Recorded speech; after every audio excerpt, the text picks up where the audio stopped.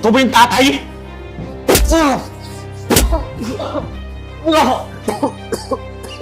Bata-bata ba ng kapatid ko? Binuntis mo? Kuya, pasensya na po. Alam mo, nag-aaral pa yung kapatid ko? Ba't mo binuntis? Kuya, Pakisali mo yung kapatid ko! Mahal! Masyado mo naman atang mamamadali yung mga pangyayari. Alam mo, kung mahal niyo yung mag-ina niya, papakasalan niyo yung kapatid ko!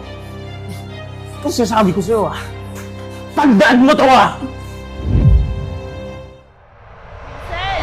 Vincent!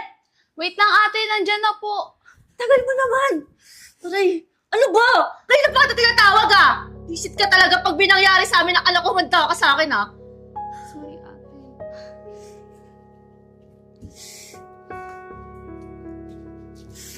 Saan mo?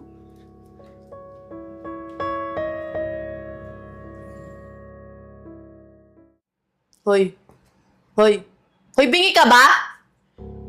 Bakit po? Sorry po ate, nag-aaral po kasi ako para sa exam namin mamaya eh. Nag-aaral? Parang may pumapasok sa utak mo Eh, bobo ka naman. Uy, babe, aga-aga ba't init ng ulo mo? Tsaka, Winsel, bakit nandito pa? Di ba may pasok ka? Sige po, mauna na po ako ate. Sino nagsabi sa'yo pwede kang umalis? Hawakan mo to si baby.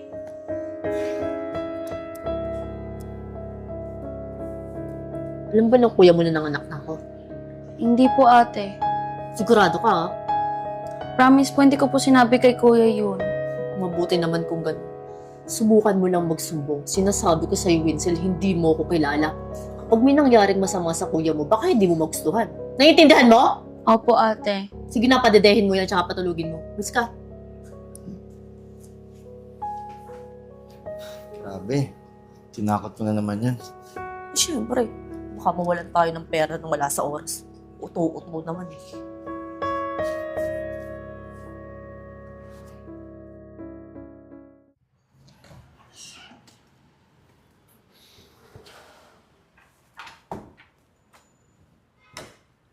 Surprise! Mahal, bakit ka nandito? Di ba, next month pa yung uwi mo? Paano yung trabaho mo? Well, maaga kasing natapos yung project namin, kaya maaga ako nakauwi. Bakit? Di ka ba natutuwa na umuwi ako ngayon? Di mo ba ka na-miss? Siyempre na-miss. Pero di ka man lang kasi nagsabi na uuwi ka na pala ngayon. Ano nga naman, surprise nga, di ba? Nasaan na nga pala yung kapatid ko? Si Winsel?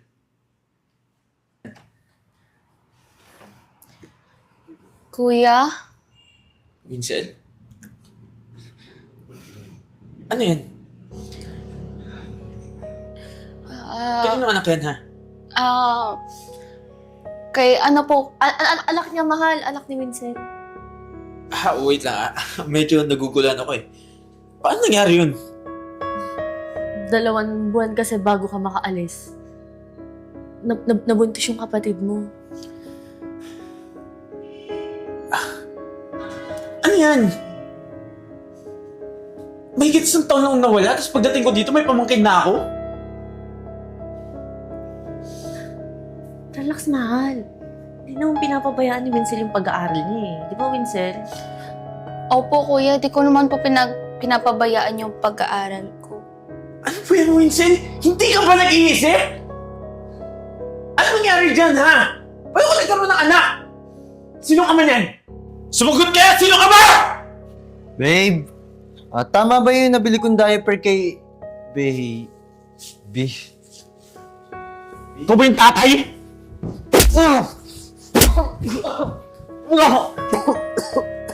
Bata-bata ba ng kapatid ko? Binuntis mo? Kuya, pasensya na po. Alam mo, nag-aaral pa yung kapatid ko? Ba't mo binuntis?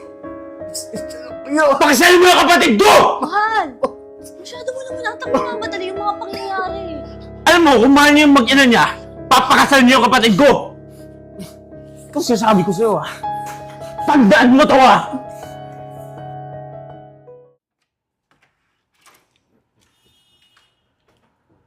Kuya, alis na po ako. Wala kang gusto sabihin sa akin?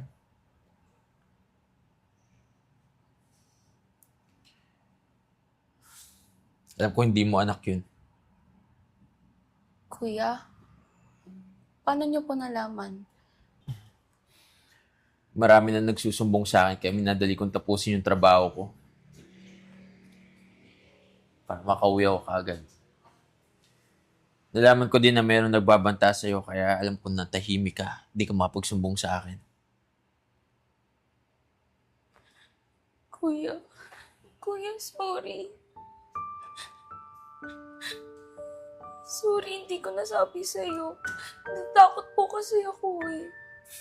Natatakot ako na baka may mangyari sa'yo. Kapag sinabi ko sa'yo yung totoo. Huwag kang mag-alala. Si Kuya na yung bahala dun, ha? Kuya, sorry. Sige na, tama na.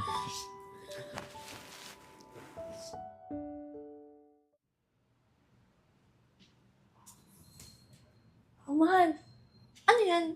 Kayo mga gamit yan. Alis ka? Hindi. Kayo pala yan.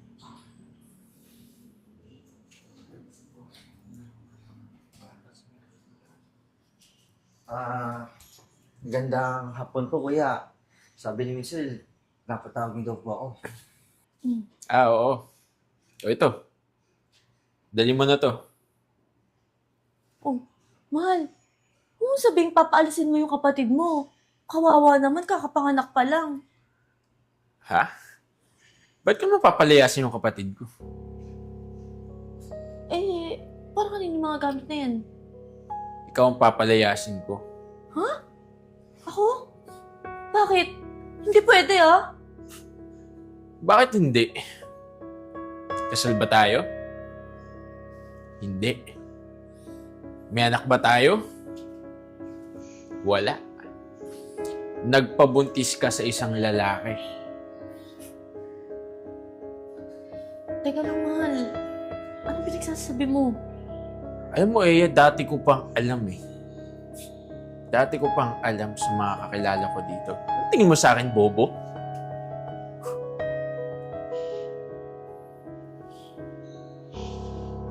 Alam mo, kung ako sa inyong dalawa, umalis na kayo dito habang kaya ko pa maging mabait at kaya ko pa magpigil. Dahil pag hindi ako nakapagtimpi, baka kung anong gawin ko sa'yo, pati dyan sa kinakasama mo. Winsel, bigay mo na yung bata. Ano nga yan? Ano may gamit ko? Alis!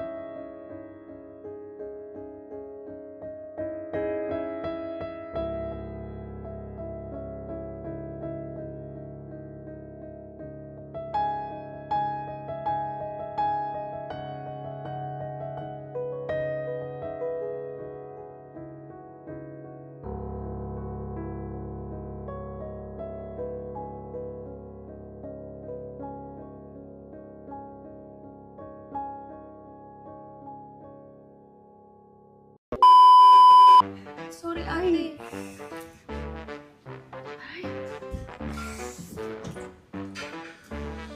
Puto ka lolo! Bakit yung bata? Bakit?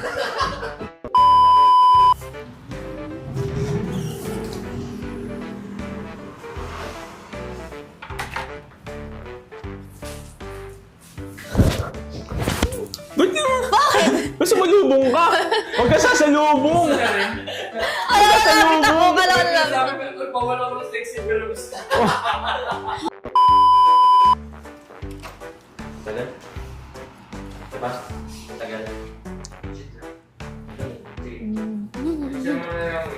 Okay. Ready, 3, 2, 1, action. Alam mo naman na nag-aaral pa yun, di ba? Kung ano yung kapatid ko, pakasalan mo! Tumatawa si Winsel.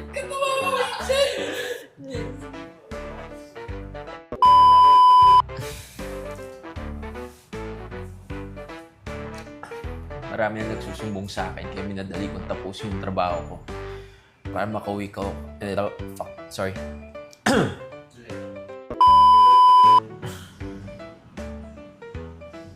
Bakit ko siya papaalisin? Ikaw yung papaalisin ko.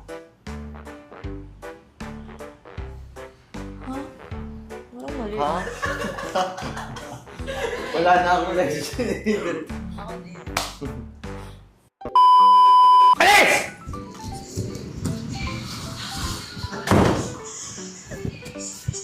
Gago tumawa! Puta ina!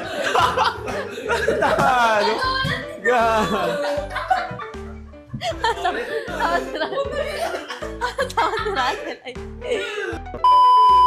Maraming salamat po sa tagapanood po ng Tibon Manila.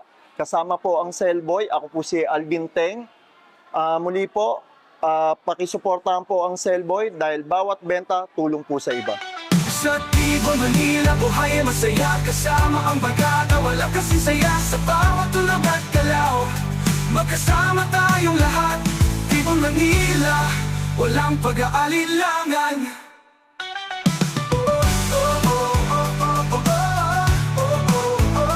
Tibon Manila, walang pag-aalilangan.